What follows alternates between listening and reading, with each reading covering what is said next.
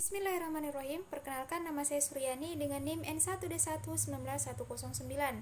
Baik, di sini saya akan membahas tentang penelitian dari Ade Chandra, Program Studi Sastra Indonesia Fakultas Ilmu Budaya Universitas Halu Oleo, yang berjudul mengenai analisis wacana kritis Sarah Mills pada kumpulan esai suara-suara yang dibungkam. Ini diawali dengan bab 1, yakni pendahuluan yang berisi latar belakang, rumusan masalah, tujuan penelitian, manfaat penelitian, dan definisi operasional. Adapun pada bab 2, yakni tinjauan pustaka, berisi penelitian relevan, wahana, analisis wacana kritis, teori wacana Sarah Mills, berisi posisi subjek, objek, dan pembaca. Metode penelitian yang dilakukan adalah metode penelitian deskriptif, dan jenis penelitiannya adalah jenis penelitian kepustakaan. Adapun data penelitian ini adalah kalimat pada esai terjebak dalam dogma patriarkis karya B. Sosrodiharjo, nikmatnya menjadi muslimah minoritas karya Amimah Halawati, dan merobek vagina di Fakultas Agama karya Veronica Ayu. Langsung saja ke bab 4 atau hasil pembahasan. Yang pertama adalah gambaran objek penelitian. Berdasarkan penelitian yang telah dilakukan, peneliti menguraikan hasil penelitian dan pembahasan tentang analisis wacana kritis pada buku kumpulan esai dengan judul Suara-Suara yang Dibungkam, terbitan Gaya, Nusantara tahun 2019. Dari buku tersebut, penulis mengambil 3 esai menjadi titik fokus pada penelitian, di antaranya Merobek Vagina di Fakultas Agama karya Veronica Ayu, Terjebak dalam Dogma Patriarkis karya B. Sosrodiharjo, dan Nikmatnya Menjadi Muslimah Minoritas karya Amimah Halawati. Selanjutnya adalah pembahasan. Model analisis Sarah Mills memiliki 2 konsep.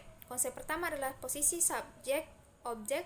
Dalam konsep pertama ini akan menempatkan aktor yang terdapat dalam teks ke dalam 2 bagian, yaitu siapa yang akan menjadi subjek dalam cerita dan siapa yang menjadi objek dalam penceritaan.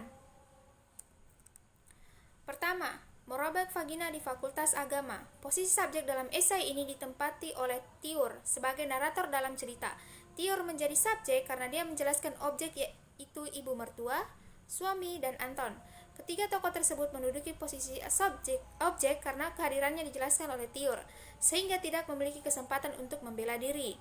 Untuk menentukan posisi pembaca di dalam esai, akan 2 penyapaan, yaitu penyapaan langsung dengan menyebut pembaca dalam teks dan penyapaan tidak langsung berupa mediasi dan simbol budaya. Hal ini digunakan untuk menarik simpati pembaca dan pembaca dapat mensejajarkan diri dengan pemahaman penulis. 2. Terjebak dalam dogma patriarkis.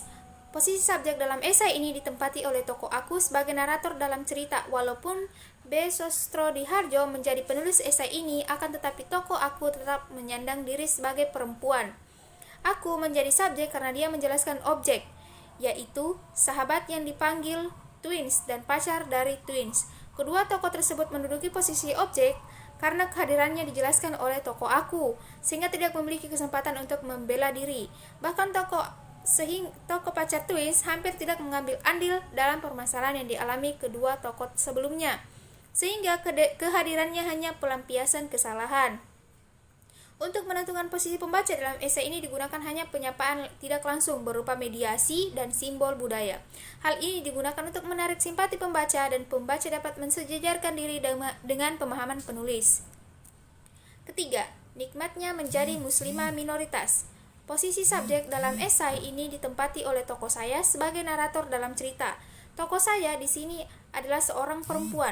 Tokoh saya menjadi subjek karena dia menjelaskan objek, yaitu teman SD dan SMP tokoh saya, Pak Dodo, dan beberapa orang berkerudung. Esai ini masuk dalam kajian gender karena membahas kedudukan perempuan seperti kebebasan berekspresi perempuan walaupun dikaitkan dengan keagamaan. Ketiga tokoh tersebut menduduki posisi objek karena kehadirannya dijelaskan oleh tokoh, sehingga tidak memiliki kesempatan untuk membela diri. Untuk menentukan posisi pembaca dalam esai digunakan hanya penyapaan tidak langsung berupa mediasi dan simbol budaya. Hal ini seperti pemaparan sebelumnya juga menggunakan untuk menarik simpati pembaca dan pembaca dapat mensejajarkan diri dengan pemahaman penulis.